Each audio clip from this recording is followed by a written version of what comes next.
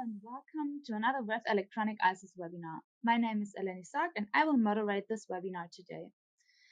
We are very pleased that you took the time to participate in our webinar. The topic of today's webinar is EMC compliant filtering of isolated power modules from topologies to practical experience.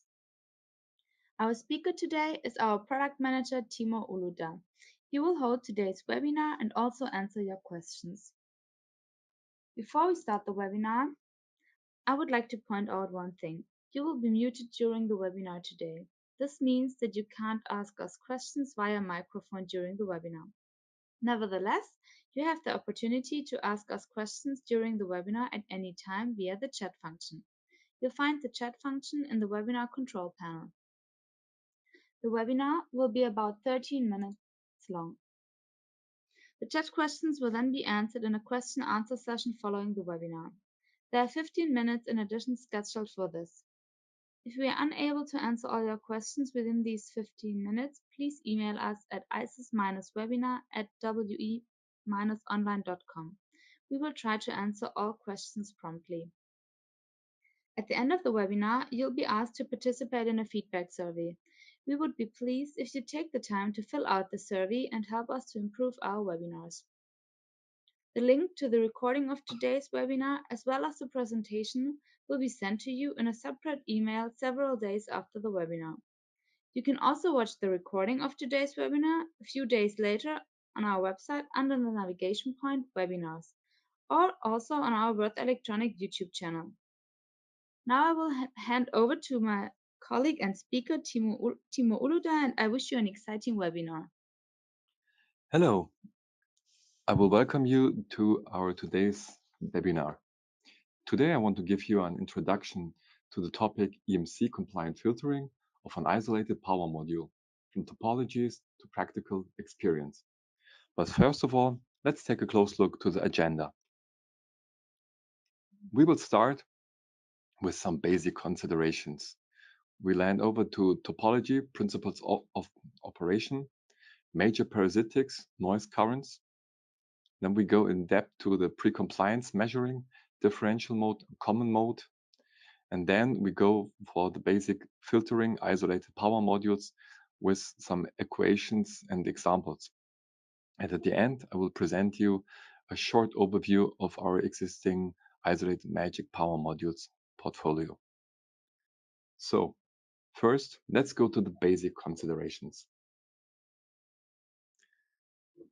First of all, let us take a look to the common known industrial applications where a power module is used.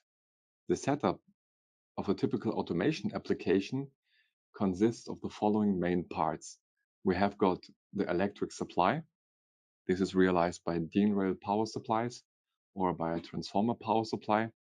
And on the other hand, the electric loads. The electric loads, like a CAN bus, a PLC, or a conveyor belt controlled, is connected via a DC bus that has at about 10 to 60 meters. Industrial applications, as I mentioned, are known for long connecting lines between the separated parts of the applications. Due to this spatial extension, the length of these connection lines can be in the range of 10 to 60 meters. The separated parts of the applications are supplied through a DC bus. This is shown there in blue. On site, every separated electric load is connected via a sub-DC distribution with, here we have got 24 volts. It is easier to generate the 24 volts in a centralized cabinet and distribute them through a DC bus than to distribute the hazardous 230 volt AC to all the parts. So this is why we have got all this DC bus. For simplification, we will put out one part of the whole system. Here you can see an AC-DC power supply that generates a DC voltage, a self voltage that is fed into a functional isolated DC-DC power module. You can see on the right. This schematic is, for example, for the CAN bus or for all other bus interfaces. Good to know is that The safety separation from hazardous voltage is done by a reinforced isolation. The separation for only functional operation that doesn't protect against electric shock is done by a functional isolation. All our existing power modules have functional isolation. But why do we need a functional isolation if it's not protecting against electrical shock? The operation proposed comes from the fact that the electric supply and the electric loads are separated by tens of meters cable. Therefore, the ground potentials of each unit are not potentially equal. These hum loops leads to interference problems.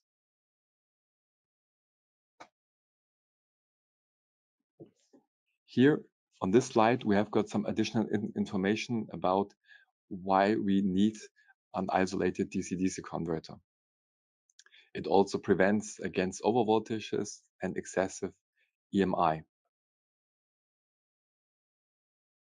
A typical application for an isolated power module is an isolated bus interface. The microcontroller unit MCU provides the data for the RS-485 transceiver and receives data from it. The signal isolation unit implements galvanic isolation of the signals using optocouplers. You can see in the middle. Galvanic isolation of the grounds between the signal isolation unit and the transceiver units is achieved with a power isolation unit. This is our DC-DC converter power module. You can see upper. Following, we will evaluate an input filter for the SIP4 family, which you can see on this slide.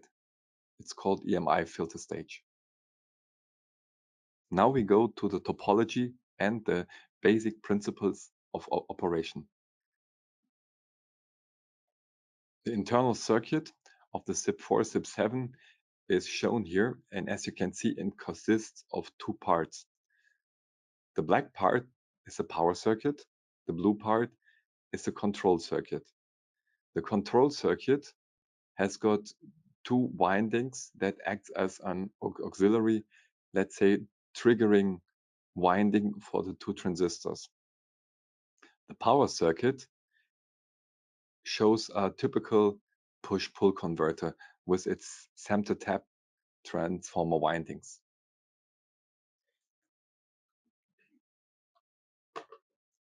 Now we come to the basic principles of operation. Let us assume that the transistor T1 is conducting. Then you can see how the voltages apply. For simplification, we go only for one half of the circuit.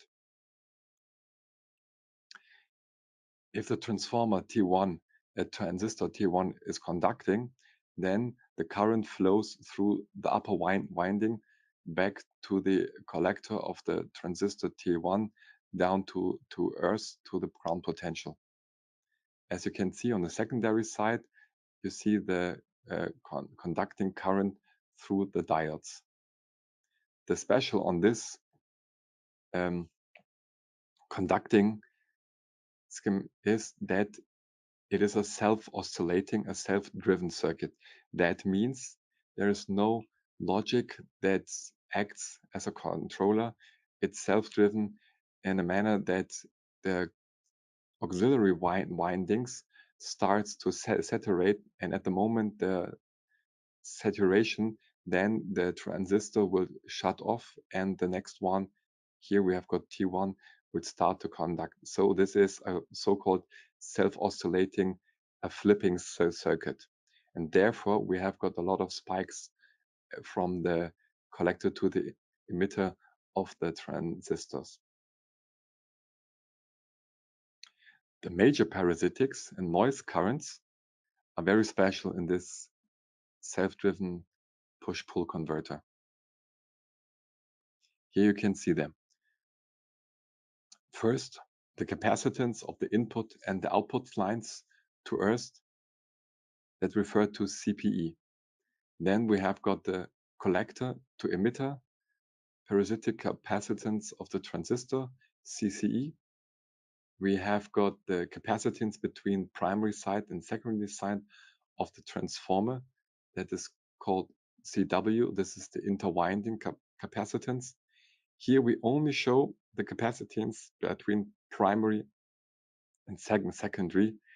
We don't show the interwinding capacitance on the primary side or on the secondary side that comes from each layer to the other layer. And then, last but not least, the parasitic capacitance of the secondary side rectifier diodes.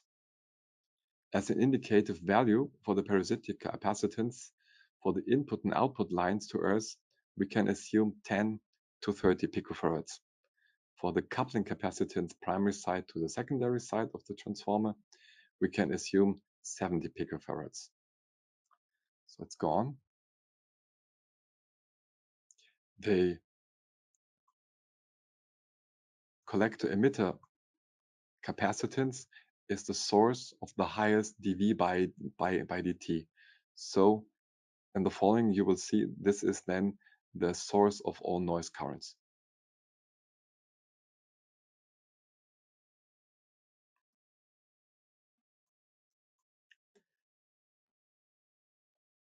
So as you can see, here we have got a circuit where we have implemented all relevant currents.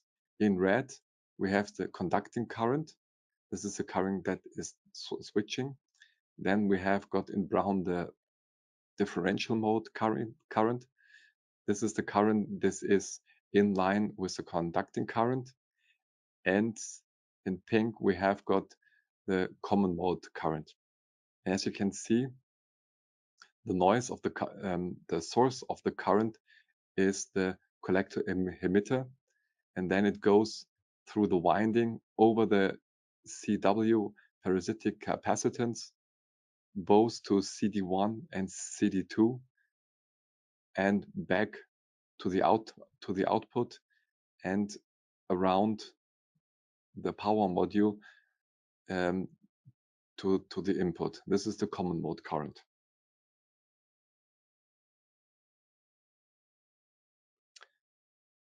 How can we now do the needed measurements to analyze the EMI behavior? Experience-wise, you do not need an EMI lab or a high-frequency current probes. The parts you can find in a standard electronic lab are enough. To measure the noise current, we built up a noise current probe made of a snap ferrite core. But first, a little bit basics. As you can see on the left, the differential mode probe is shown that the wires go one time direct, and the second time the minus line is a little bit different to place there. The common mode current, all lines are at the same, so you can measure 2 times the common mode current. If you want to make a EMI measurement, then you only have to fill through one of the lines so that you get the superposition of the common mode current and the differential mode current. The picture showed 2 examples of my self-made common mode and differential mode current probes. On the left side, we have got the snap ferrites, and on the right side, we have a ferrite core. Let's go for the bill of materials. Version 1 is a snap ferrite. I took 2 turns of Litz wire. Then I put at the end 2 100 ohms 1206 SMT resistors in parallel so that I have got a better matching to our 50 ohms input of the FFT analyzer. I take an SMA connector and some glue for assemble. The second version, the ferrite core, has nearly the same, but it is a little bit different to use because there you have always to open the cable connections with a screw. So I prefer the one with the snap ferrite. The advantages of this do-it-yourself homemade current probes is it is very easy to assemble. you have got a good resolution up to 5 megahertz, and you have got a good match with the receiver values up to 5 megahertz. The disadvantages are that over 500 megahertz, environmental noise is dominating, so the values you get over 5 megahertz are not the real ones. And last but not least, it is not calibrated. It is possible to calibrate, but this is very difficult. Here is the frequency behavior of the current probes. Left side, the snap ferrite, on the right side, the ferrite core. What is important here is that you can see that in the area where you make a conducted noise measurement from 150 kilohertz up to 30 megahertz, the frequency behavior is nearly constant. So that means that the signal form you will get with the current probe is nearly the same that you get with the EMI receiver. Filtering isolated power modules. First of all, let us discuss a little bit what are the main tools you have to get rid of the EMI. First, solve the noise problem inside the power module. That means don't let it out of the box. In this special case, for an isolated power module, you should integrate a special shielding. Second, don't let the noise current reach the listen.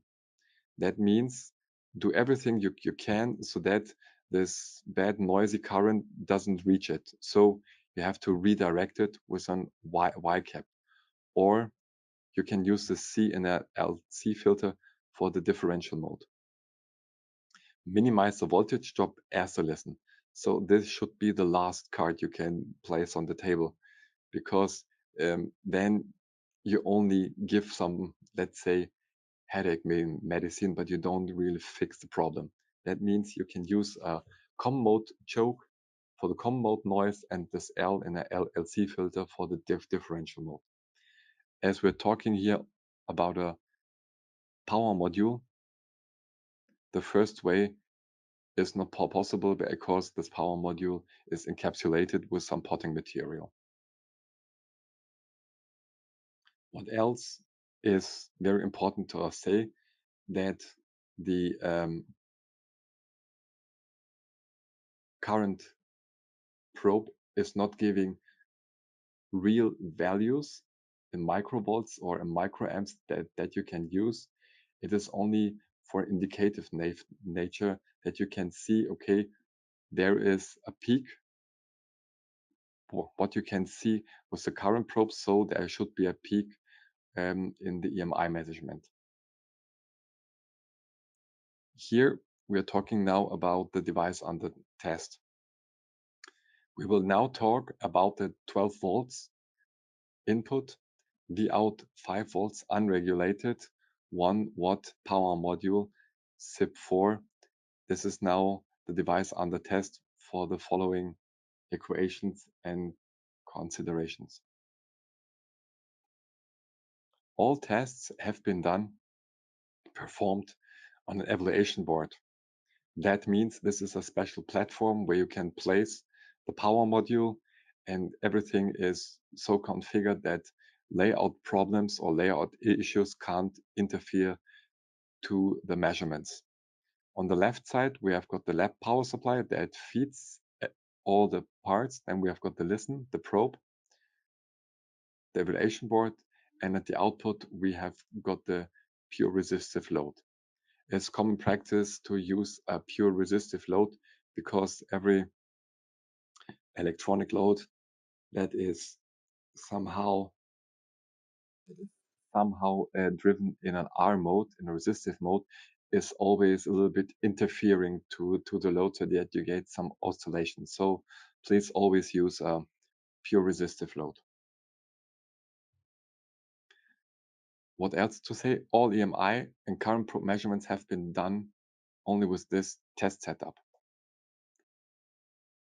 when we run the current probe measurements, we left out the listen.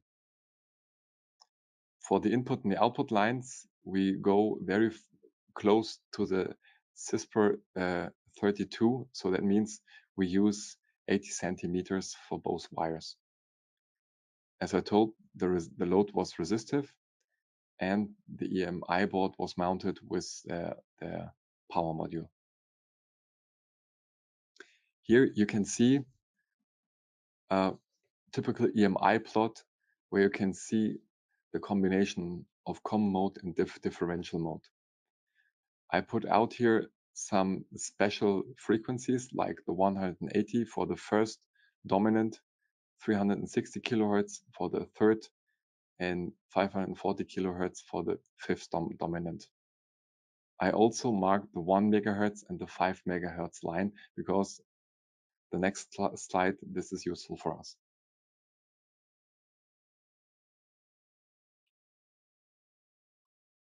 And here we go for the first current probe measurement.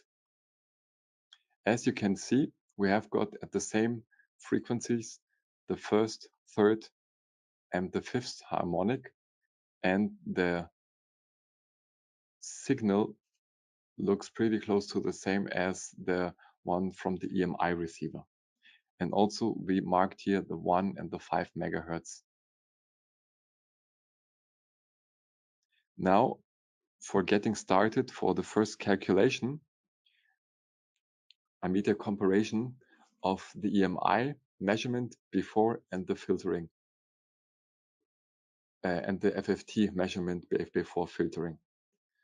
As you can see on the left and on the right, we are now crossing the borders of the values for some dBs. So we now need 40 dBs attenuation at the frequency of 178 kilohertz to get under those values. On the right, you can see that the matching of both signals are very good.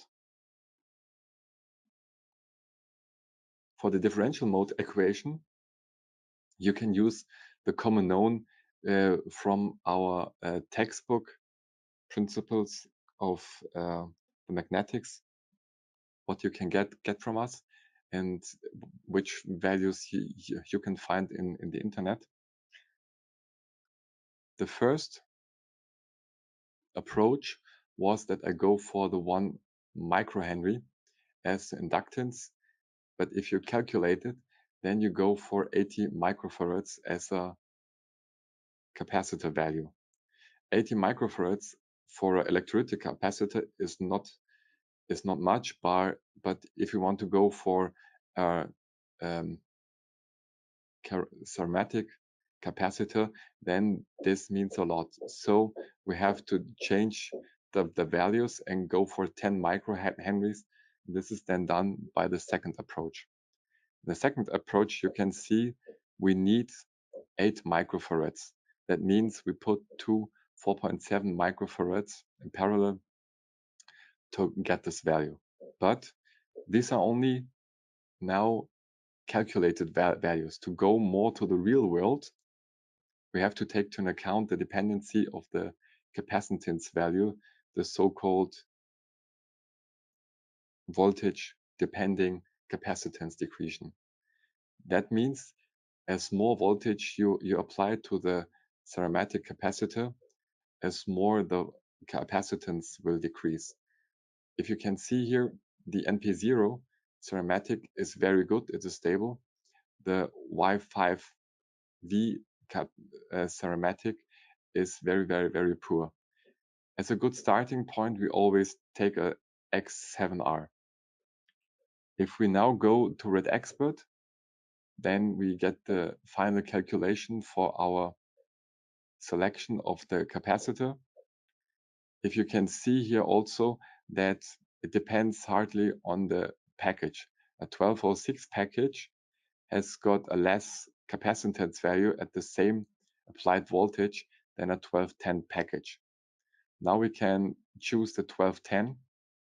That means if we apply there 12 volts, then we have got a decrease of 1.4%. So 4.6 microfarads. That means with 2 of them, we are pretty close to the 8 microfarads we calculated. The calculators values are, let's say, a good starting point. But to be honest, to get a real filter in the real world, you should take also into account all the parasitics of the LC filter. The L has a C and the C has an L as well, and the resistive parts. So you have to do a simulation of the filter. Second, you should check the crossover frequency for a stability check. Last but not least, this so-called Middlebrook criteria has always to be kept in mind because this can influence very, very hardly your design if needed. Here, it is not needed because we're talking about an unregulated, self-driven power module.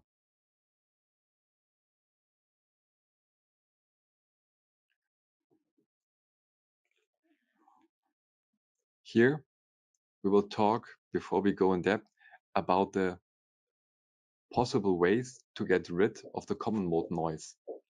There we have got two possibilities. We have got the PCB level and the system level. On the PCB level, you can go for chip beat ferrites because they are very, very good to use, but the attenuation is low to middle. Second, you can go for a Y cap. This is common practice for power modules in this power range. There you have got a middle bit to a good attenuation. It's also cheap, but as you cross or you bridge the transformer isolation, you have to take into account that some safety applications don't like this. Or you can take a common mode choke. This is the part with the highest attenuation you can get, but you always insert two resistive parts in the plus and in the minus line so that you have got losses. Alternative ways are on the system level if you go for retrofit snap ferrites or for ferrite cores. So, common mode filter, Y caps. This is a very special topic. You can find a lot of papers, a lot of Google parts where you can see how it is described, but let's take this approach. On the left side, you can see the overall schematic of a power module that is loaded with a resistive load and directly connected to a listen and connected to a ground potential plane, how this measurement is going to be done. The noise current from the power module is going out of the power module, is through CP2, through the ground potential, and is coming back with the ZV1 and the ZV2, where you can see then a voltage drop. This is then the plot you can see at an EMI receiver.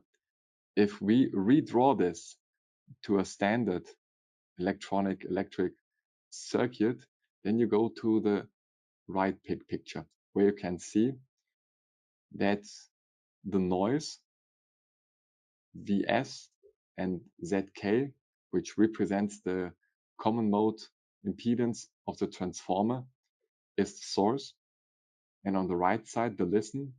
This is then the resistive voltage divider, where you can see the voltage drop of the noise, and Zp. This is then the impedance of CP2. CP1 here can be neglected because we're talking about 10 to 30 picofarads as a parasitic capacitance. So that means if we see this to this 2 times 50 ohms, 25 ohms, then we can see that the impedance of the listen is dominating against the impedance of CP1. Now, second, how we can go to a common mode filter, a Y cap, is that if we take to an account the second rule I show you in red, redirect the current so that it doesn't reach the listen. This is what a Y cap is doing. As you can see, we placed a Y cap, an impedance in parallel to the power module so that the noise current is going to be divided and the most noise current is not reaching the listen, and then there is no voltage drop that you can see on the EMI plot. Second, the voltage divider that is done by CK and CY. That means that if more current is flowing through ZY, then more voltage drop is going to be applied to the internal coupling capacitance that is represented by CK. If we redraw this then again to the, let's say, overall schematic, then you can see that the Y capacitor is now bridging from the plus output to the plus input. And this is how a Y cap is working. Now we go for a little bit marketing stuff. I will show you the portfolio for the isolated ones. Our current portfolio consists of 4 families. We have got the SIP4, you can see in blue. This is the unregulated. In red, we have got the SMD version of this SIP4. In black, this is our first member of the regulated isolated family. This is our first device with 8 to 42 volts as an input voltage and adjustable output voltage. And in gray, the SIP7. This is the same as the SIP4, but there you can get 4 kV isolation voltage. And this is also unregulated. So I hope this was interesting for you. I'm here on the microphone with Eleni and a couple of minutes for some questions. Enjoy your time. Thank you. So Timo, thank you very much for this great webinar. Now we would like to turn our attention to your questions and wait a little while until some questions have come in. In the meantime, I would like to draw your attention once again to the fact that you will receive the recording of today's webinar via a separate email, as well as the presentation of today's webinar. So if you missed something in the beginning or you want to see something again, you can just watch the recording. We will send you this email a few days after the webinar. Now we would like to answer some of your questions. So question number 1. What package sizes and values are common for an Y cap? This is a very good question. This has always been asked on many seminars. A good starting value is in the region of 470 picofarads up to 1000 picofarads, because power modules in this 1 watt or 2 or 3 watt region always have a coupling capacitance of, let's say, 70 to 90 picofarads. So 470 picofarads is a very good first choice. Thank you, Timo. The next question is, where can I find additional information for filtering the isolated power modules? Our data sheet, let's say, our treasure box of a lot of information about filtering. We have got a special section where you can see first how we did the measurement, what was the standards we go for. Normally we go for CISPA 32, and you can see the graphs of the conducted and the radiated emissions for every power module. For some special power modules, we have got the filter bags for the SIP8, where you can always get the filter based on polymers so that you go for the best one. Okay, we have another question. It's these magic modules has passed the regulation 62368-1 safety regulation, or do you have a plan to get certificated? This is a good question. Our power modules now, the unregulated ones, have got, let's say, only the 6950 certification. This is for the IEC, for the Europe, and for the UL. Currently, there is no plan to make a recertification of the 62368 because until now there is only a date that the 6950 is going to be withdrawn on the 20th of December of 2020, but all the UL files will still stay active. So in the US, you can sell it or you can get it as well. But if there is any change in this date or in the politics of the European Union, we will make a new certification if needed. Is it possible to use two Y caps in series to meet or don't decrease the isolation value of the power module?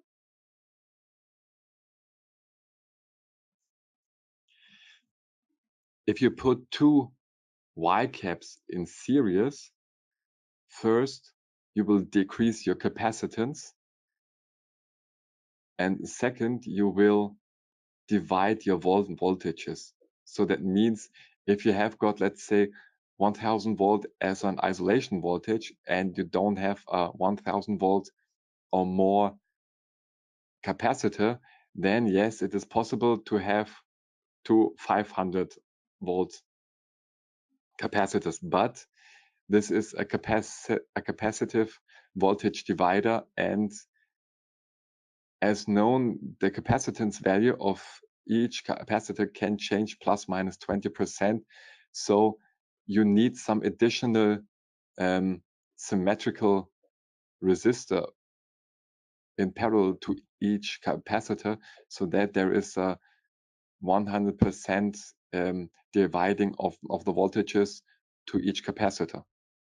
Based on what I can determine the number of EMI filter stages needed to attenuate the noise? This is a very good question. If I've got a new power module, I'm always land to this question again. For us internally, we go for the first EMI measurement, and there you can see where you have got the noise. That means if you have got a lot of dominants that are far away over the borderlines of the CISPR 32 class B or class A, then you should use second stage filter. But second stage filter are always, let's say, critical because of, let's say, oscillations between each parts. What some don't know is if I only put an LC filter, then yes, it is an LC filter, but one point we don't say now is that the input cap of the power module, and there's always an input cap, acts as a filter as well. So you have, let's say, a low cost pi filter. Does the rise or the fall time of the transistor affect the noise values in some way? Yes, this is basically done by the FFT, the Fourier transformation. As harder I'm switching, as more harmonics you will see, as more frequencies you will see. So as slower the transistor or the MOSFET or the switching element is switching on and off, as less interference you will have. But then you go through this, let's say, RDS on or through this ohmic behavior of the switcher, so you will have more losses. So it's always, let's say, more losses versus less EMI, or the other way around. This is where you have to take it. Okay. Thank you, Timur. I think we're currently running out of time. We still have some questions, some longer specific questions. We will answer them after the webinar via email, so don't worry, we will answer all your questions. Don't worry for this. Timur will take the time to do that. Thank you very much for taking part in our webinar once again. If you are interested in other topics as well, you can just check our dates and topics on our website. It's /webinars at the end. Yes, thank you very much, Timo, from my side. Thanks, Eleni, that you gave me the chance to present this special topic here. And I would like to thank you, the audience, for these good questions. I always learn more if I get questions. So I think I will add a little bit more slides and explain these questions for the next webinar. So thank you. Bye bye.